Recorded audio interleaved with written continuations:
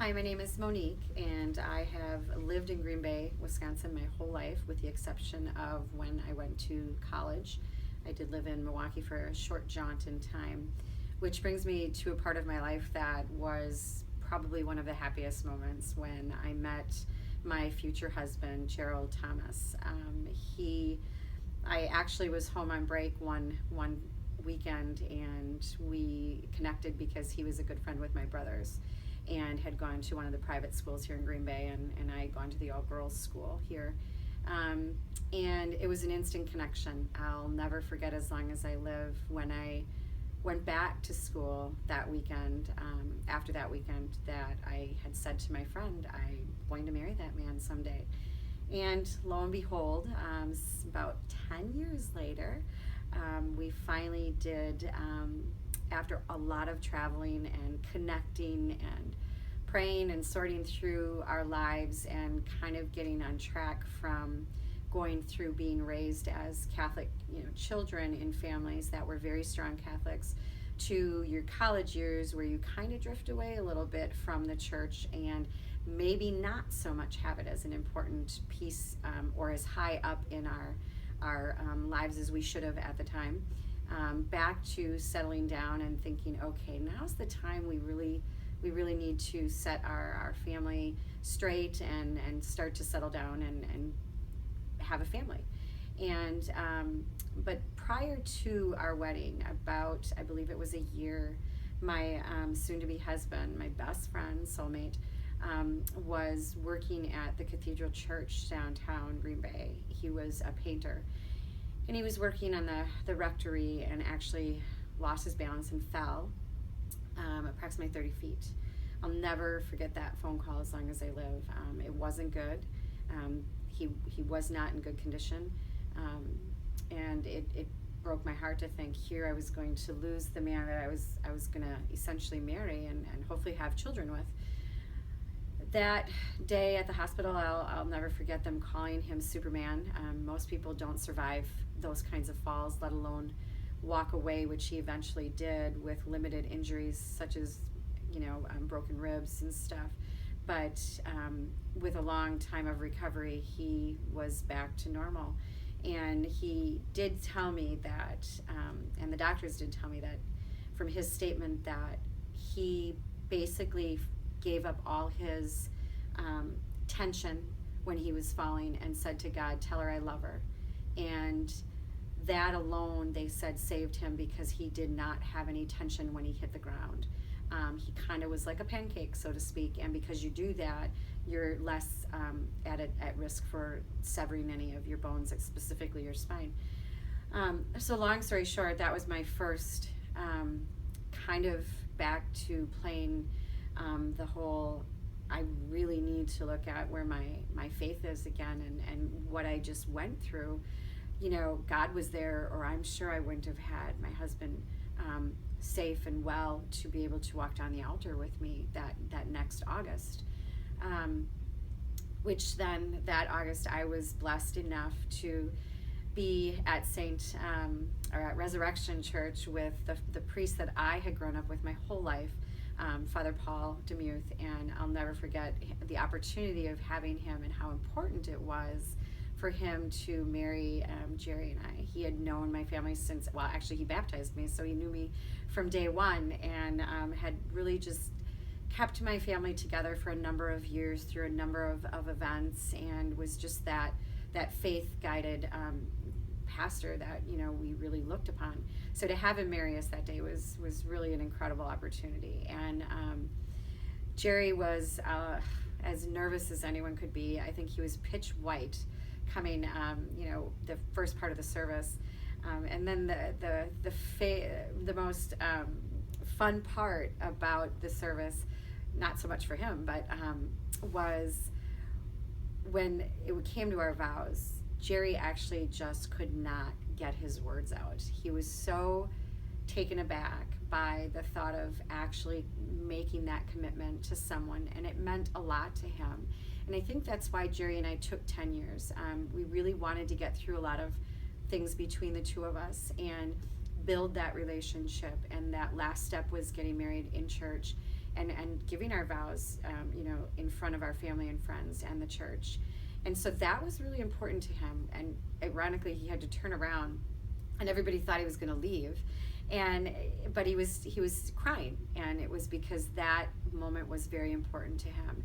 And that's just a little bit of, I get chills talking about it still, because that gives you just a little bit about the relationship that Jerry and I actually had. And it still to this day brings me to tears, because that was literally the happiest day of my life. When he fell, and I at that time didn't have his last name, and just the little things, but it was truly because it was an honor for me to walk into a room with him. I felt so appreciated, and through all of my trials and tribulations, Jerry was there for me. In that, along with my faith, I grew up Catholic. Did I shy away? Absolutely, at times, but it always came back to those things, and it was the love and the faith, and the family that always connected me and made me whole. And so then in 2003, we were ready to give birth to our first child, Athena Mary, who we found out she was going to be a girl, and we had the name picked out, I swear, from probably 5 or 6 years prior, and stuck to it. And so Athena Mary came along in August 29th of 2003, and she was our little red-headed angel with the curly red-headed locks, and her daddy couldn't believe it. And it was the second proudest moment for both of us, and happiest. She was healthy and just a bundle of joy.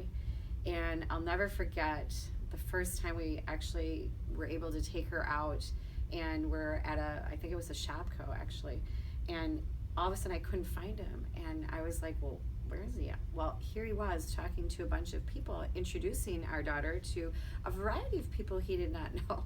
But that was the epitome of how incredibly happy and proud he was of our daughter, and how much it meant to him to bring that child into the world. And we would often, do special things together.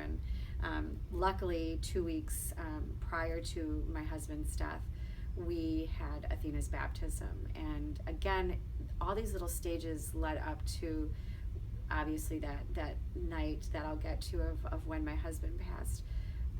And when I look back, they're all stepping stones that were placed in front of me that led to the finality of what I was going to then endure. And but that baptism, and again, Father Paul baptizing Athena at Res, and Jerry holding her up, kind of like the Lion King movie, and introducing our daughter to the church was so, again, he had tears just streaming down his eyes. And I do have that on video and picture that.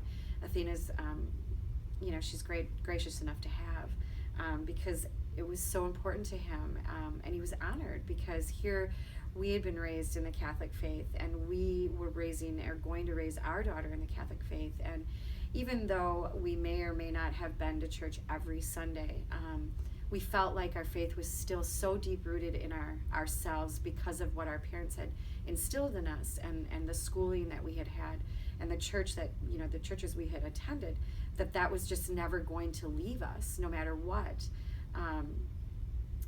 Were there questions of it? Absolutely. On that November 22nd, 2003, when I woke up at 5 to breastfeed Athena and found my husband gone on the couch from a massive heart attack, my world crumbled. I literally did not know what I was going to do, or kept kind of thinking to myself, how can this be? Why me, God? So many questions and so many emotions flew through my brain, my heart, my soul. Here was my best friend, my soulmate, and now he was gone.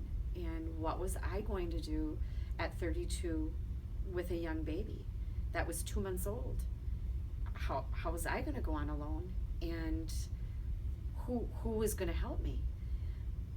And it was kind of one thing after another. I'll never forget Father Paul coming to the house that night, and again, comforting me. And whether, sometimes I think some people don't necessarily want to hear certain things at certain times in loss, because we are grieving and we're sometimes a bit angry. But yet in the same token, I felt that that was a sense of peace for me having him there, because again, it was that point of the God saying, I'm still here for you. This is going to be your new life, and it's not going to be easy, and I'm sorry that I had to take your best friend, but I'm here for you. And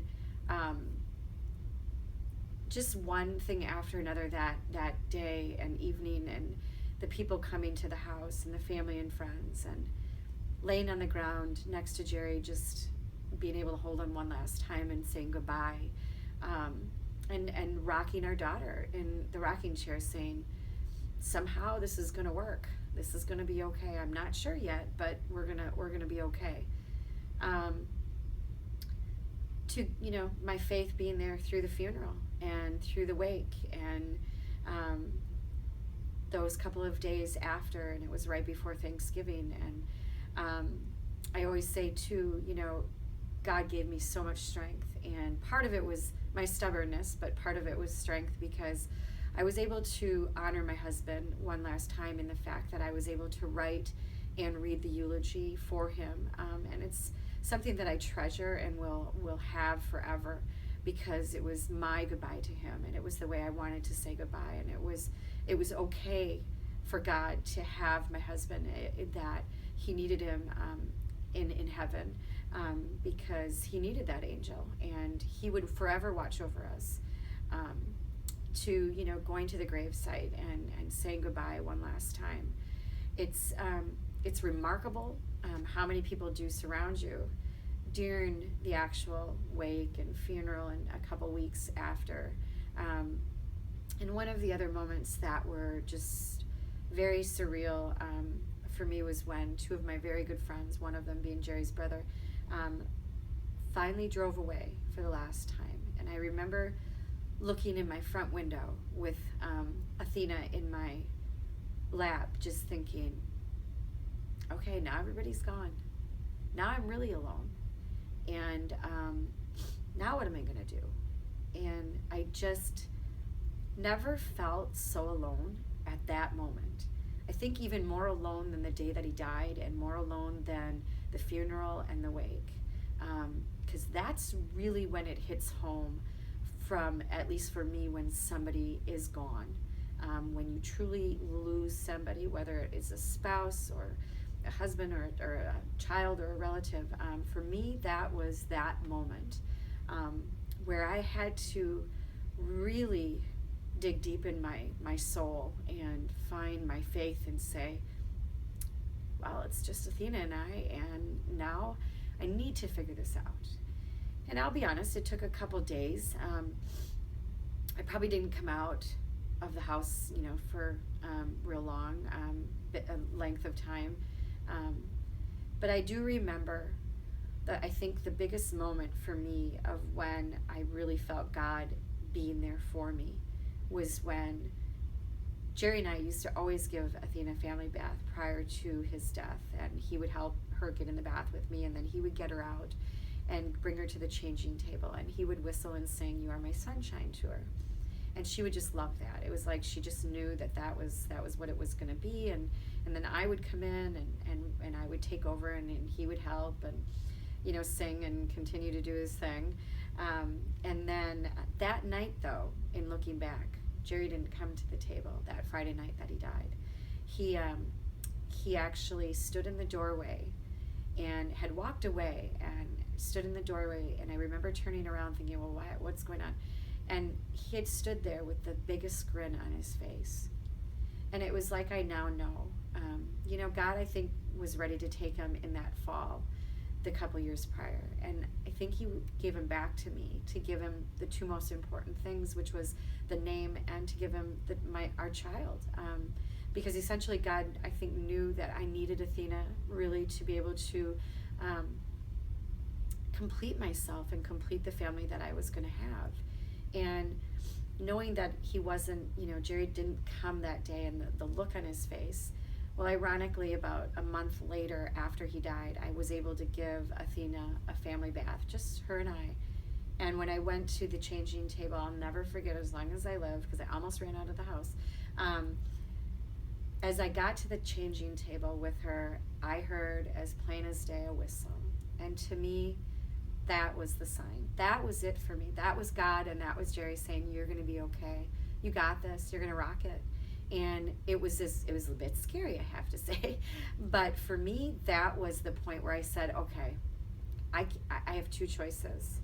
I can sit here and wallow, which, trust me, it's okay to do at times. Or I can pick up my pieces and make them proud and do what I need to do and dig into my soul and know that no matter what, God is going to be there for me. And I think it was like just every day after that, and everything that I had gone through or continued to go through in my life since then, I've always said, God's with me. And I climb big mountains, and there's always mountains in front of me. And no matter what, I don't stop climbing them. And it's because I have that faith in me. I constantly have said, whether it be in the Catholic school community that we're a part of, or my child's lives or my family's lives, that I build myself with this tribe. And it's a tribe of faith-filled, wonderful people that constantly are there for me and my children. How could I fail? Because I have that. I have that backing. I have that priest. I have that faith. I have that community that I can go to.